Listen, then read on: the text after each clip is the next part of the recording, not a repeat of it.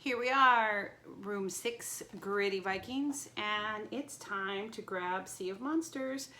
I don't know if you noticed on Friday, but Mr. Casais highlighted Rick Riordan and a website that you can go onto his channel and click on if you want some information from the man himself. But I digress. Let's go to chapter 10.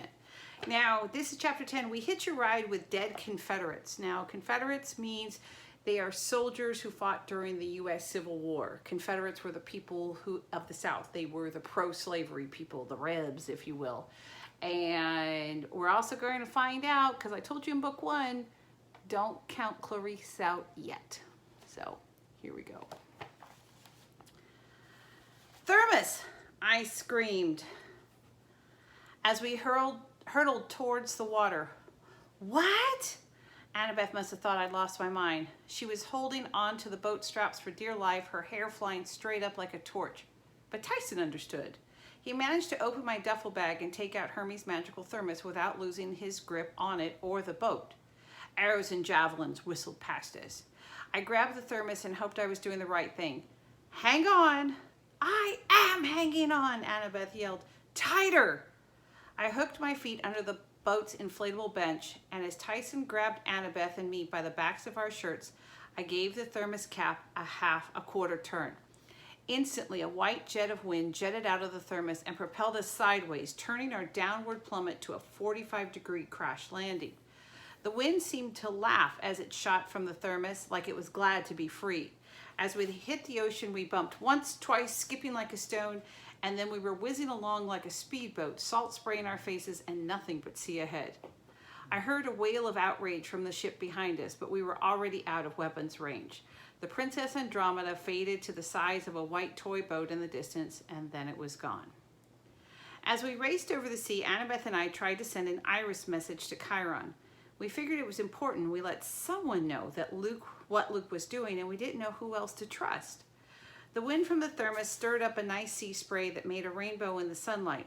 Perfect for an iris message, but our connection was still poor. When Annabeth threw a gold drachma into the mist and prayed for the rainbow goddess to show us Chiron, his face appeared all right, but there was some kind of weird strobe light flashing in the background and rock music blaring like he was at a dance club. We told him about sneaking away from the camp and Luke and the Princess Andromeda and the golden box for Kronos' remains, but between the noise on his end and the rushing wind and water on our end, I'm not sure how much he heard. Percy! Chiron yelled. You have to watch out for... His voice was drowned out by loud shouting behind him, a bunch of voices whooping it up like Comanche warriors. What? I yelled.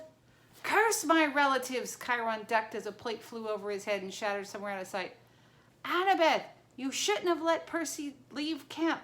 But if you do get the fleece... Yeah, baby! Somebody behind Chiron yelled. Whoop, whoop! The music got cranked up, subwoofers so loud it made our boat vibrate. Miami! Chiron was yelling. I'll try to keep watch. Our misty screen smashed apart like someone on the other side had thrown a bottle at it, and Chiron was gone. An hour later, we spotted land, a long stretch of beach lined with high-rise hotels. The water became crowded with fishing boats and tankers. A Coast Guard cruiser passed on our starboard side, then turned like it wanted a second look. I guess it isn't every day that you see a yellow lifeboat with no engine going 100 knots an hour manned by 3 kids. That's Virginia Beach, Annabeth said as we approached the shorelines. Oh my gods, how did the Princess Andromeda travel so far overnight? It's like 530 nautical miles, I said. She stared at me. How did you know that? I'm not sure. Annabeth thought for a moment. Percy, what's our position? 36 degrees, 44 minutes north, 76 degrees, 2 minutes west, I said immediately. Then I shook my head. Whoa, how did I know that?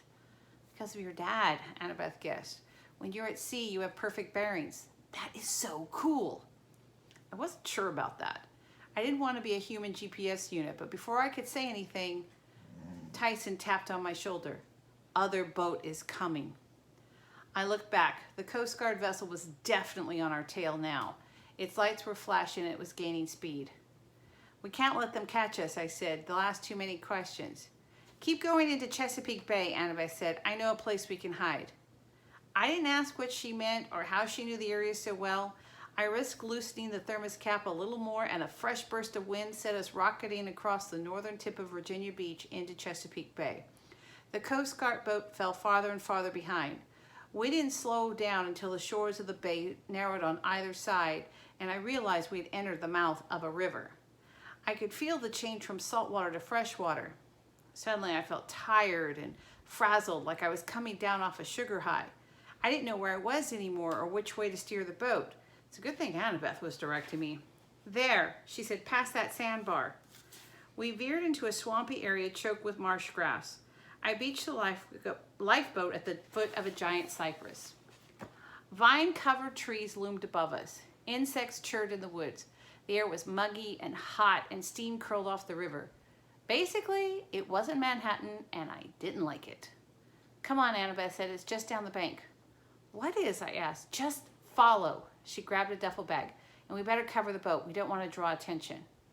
After burying the lifeboat with branches, Tyson and I followed Annabeth along the shore, our feet sinking in red mud. A snake slithered past my shoe and disappeared into the grass. Not a good place, Tyson said. He swatted mosquitoes that were forming a buffet line on his arm. Another few minutes, Annabeth said, here. All I saw was a patch of brambles.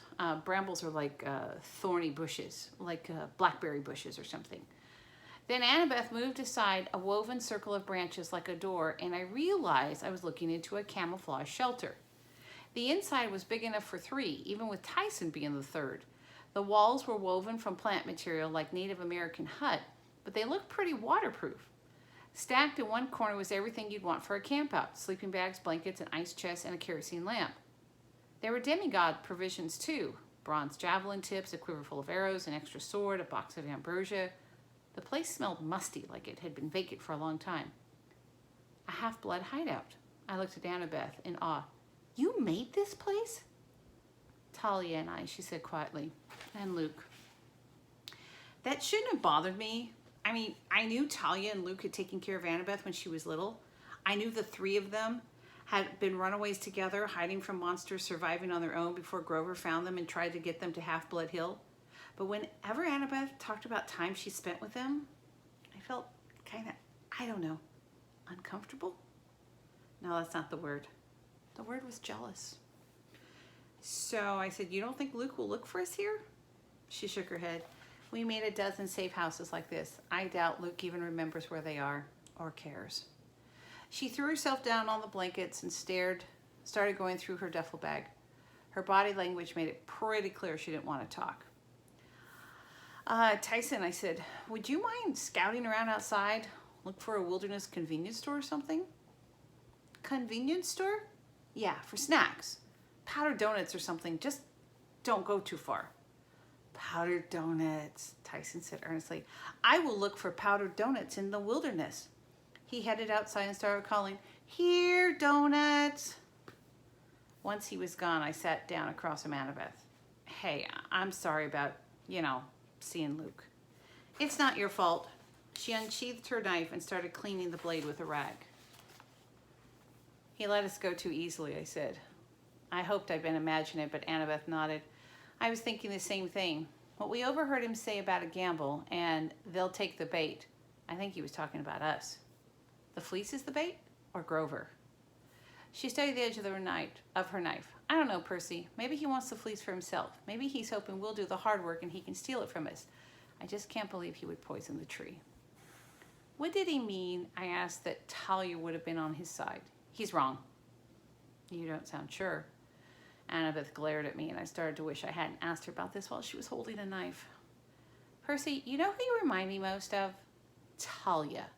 You guys are so much alike, it's scary. I mean, either of you would have been best friends or you would have strangled each other. Let's go with best friends. Talia got angry with her dad sometimes. So do you. Would you turn against Olympus because of that? I stared at the quiver of arrows in the corner. No. Okay then, neither would she. Luke's wrong. Annabeth stuck her knife blade into the dirt. I wanted to ask her about the prophecy Luke had mentioned and what it had to do with my 16th birthday, but I figured she wouldn't tell me. Chiron had made it pretty clear that I wasn't allowed to hear it until the gods decided otherwise. So what did Luke mean about Cyclops? He said, you of all people, I know what he said. He was talking about the real reason Talia died. I waited, not sure what to say. Annabeth drew a shaky breath. You can never trust a Cyclops, Percy. 6 years ago, on the night Grover was leading us to Half-Blood Hill. She was interrupted when the door of the hut creaked open and Tyson crawled in. Powdered donuts! He said proudly, holding up a pastry box. Annabeth stared at him. Where did you get that? We're in the middle of the wilderness. There's nothing around here for 50 feet, Tyson said. Monster Donut Shop, just over the hill. This is bad, Annabeth muttered. We were crouching behind a tree, staring at the donut shop in the middle of the woods. It looked brand new, with brightly lit windows, a parking area, and a little road leading off into the forest, but there was nothing else around. And no cars parked in the lot. We could see one employee reading a magazine behind a cash register. That was it. On the store's marquee in huge black letters, even I could read, it said, Monster Donut. A cartoon ogre was taking a bite out of the O in Monster. The place smelled good, like fresh baked chocolate donuts. This shouldn't be here, Annabeth whispered. It's wrong. What? I asked. It's a donut shop. Shh. Why are we whispering? Tyson went in and bought a dozen. Nothing happened to him. He's a monster. Oh, come on, Annabeth. Monster donut doesn't mean monsters. It's a chain. We've got them in New York. A chain, she agreed. And don't you think it's strange that one appeared immediately after you told Tyson to get donuts right here in the middle of the woods? I thought about it. It did seem a little weird, but I mean, donut shops weren't real high on my list of sinister forces. It could be a nest, Annabeth explained. Tyson whimpered. I doubt he understood what Annabeth was saying any better than I did, but her tone was making him nervous. He plowed through half a dozen donuts from the box and was getting powdered sugar all over his face. A nest for what? I asked. Haven't you ever wondered how franchise stores pop up so fast? She asked. One day there's nothing, and then the next day, boom, there's a new burger place or a coffee shop or whatever. First a single store, then 2, then 4. Exact replicas spreading across the country. No, never thought of it. Percy, some of the chains multiply so fast because all their locations are magically linked to the life force of a monster. Some children of Hermes figured out how to do it back in the 1950s. They breed, she froze. What? I demanded. What did they breed? No. Sudden moves, Annabeth said, like her life depended on it. Very slowly turn around. Then I heard it, a scraping noise, like something large dragging its belly through the leaves. I turned and saw a rhino-sized thing moving through the shadows of the trees. It was hissing, its front half writhing in all directions. I couldn't understand what I was seeing at first. Then I realized this thing had multiple necks, at least 7, each topped with a hissing reptilian head. Its skin was leathery, and under each neck it wore a plastic bib that said, I'm a Monster Donut Kid. I took out my ballpoint pen, but Annabeth locked eyes with me in a silent warning. Not yet. I understood. A lot of monsters have terrible eyesight. It was possible the Hydra might pass us by, but if I uncapped my sword now, the bronze globe would certainly get attention. We waited. The Hydra was only a few feet away. It seemed to be sniffing the ground and the trees like it was hunting for something. Then I noticed that 2 of its heads were ripping apart a piece of yellow canvas, one of our duffel bags. The thing had already been to our campsite and was following our scent. My heart pounded. I had seen stuffed Hydra head trophy at camp before, but that did nothing to prepare me for the real thing. Each head was a diamond shape like a rattlesnake's, but the mouth was lined with jagged rows of shark-like teeth. Tyson was trembling. He stepped back and accidentally snapped a twig. Immediately, all 7 heads turned towards us and hissed. Scatter! Annabeth yelled, and she dove to the right. I rolled to the left. One of the Hydra heads spat an arc of green liquid that shot past my shoulder and splashed against an elm. The tree smoked and began to disintegrate. The whole tree toppled straight towards Tyson, who still hadn't moved, petrified by the monster that was now in front of him. Tyson! I tackled him with all my might, knocking him aside just as the Hydra lunged and the tree crashed on top of 2 of its heads. The Hydra stumbled backwards, yanking its heads free and then wailing in outrage at the fallen tree. All 7 heads shot acid and the elm melted into a steaming pool of muck.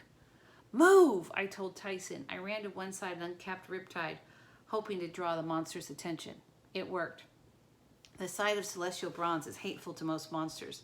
As soon as my glowing blade appeared, the Hydra whipped towards it with all of its heads hissing and baring its teeth. The good news, Tyson was immediately momentarily out of danger. The bad news, I was about to be melted into a puddle of goo. One of the heads snapped at me experimentally. Without thinking, I swung my sword. No, Annabeth yelled. Too late. I sliced the Hydra's head clean off. It rolled away in the grass, leaving a flailing stump, which immediately stopped bleeding and began to swell like a balloon. In a matter of seconds, the wounded neck split into 2 necks, each of which grew into a full-size head. Now I was looking at an 8-headed Hydra. Percy, Annabeth scolded, you just opened another monster donut shop somewhere. I dodged a spray of acid. I'm about to die and you're worried about that? How do we kill it? Fire, Annabeth said. We have to have fire. As soon as she said that, I remembered the story. The Hydra's heads would only stop multiplying if we burned the stumps before they regrew. That's what Hercules had done anyways, but we had no fire. I backed up towards the river. The Hydra followed. Annabeth moved on my left and tried to distract one of the heads, paring its teeth with her knife, but another head swung sideways like a club and knocked her into the muck. No hitting my friends! Tyson charged in, putting himself between the Hydra and Annabeth. As Annabeth got to her feet, Tyson started smashing at the monster's heads with his fists so fast it reminded me of a whack-a-mole game at the arcade. But even Tyson couldn't fend off the Hydra forever. We kept inching backwards, dodging acid splashes and deflecting snapping heads without cutting them off. But I knew we were only postponing our death. Eventually we would make a mistake and the thing would kill us. Then I heard a strange sound. A chuk, chuk, chuk, chuk. At first I thought it was my heartbeat. It was so powerful it made the riverbank shake. What's that noise? Annabeth shouted, keeping her eyes on the Hydra. Steam engine, Tyson said. What? I ducked as the Hydra spat acid over my head. Then from the river behind us, a familiar female voice shouted, There! Prepare the 32-pounder! I didn't dare look away from the Hydra, but if it was who I thought it was behind us, I figured now we had enemies on 2 fronts. A gravelly male voice said, They're too close, milady. Damn the heroes, the girl said. Full steam ahead. Aye, aye, my lady. Fire at will, Captain. Annabeth understood what was happening in a split second before I did. She yelled, Hit the dirt! And we dove for the ground as an earth-shattering boom echoed from the river. There was a flash of light, a column of smoke, and the Hydra exploded right in front of us, showering us with nasty green slime that vaporized as soon as it hit, the way monster guts tend to do. Gross! Screamed Annabeth. Steamship! Yelled Tyson. I stood coughing from the cloud of gunpowder smoke that was rolling across the banks. Chugging towards us down the river was the strangest ship I'd ever seen. It rode low in the water like a submarine, its deck plated with iron. In the middle was a trapezoid-shaped casemate with slats made for each of the cannons. A flag waved on top. A wild boar and spear on a blood-red field. Lining the deck were zombies in gray uniforms, dead soldiers with shimmering faces that only partially covered their skulls, like the ghouls I'd seen in the underworld guarding Hades' palace. The ship was an ironclad, a Civil War battle cruiser. I could just make out the name along the prow in moss-covered letters, CSS Birmingham. And standing next to the smoking cannon that had almost killed us, wearing a full Greek battle uniform, was Clarisse. Losers, she sneered, but I suppose I have to rescue you. Come aboard. So, that is chapter 10. So, when we come back together, we will read some more and discuss. So, happy reading. Peace out.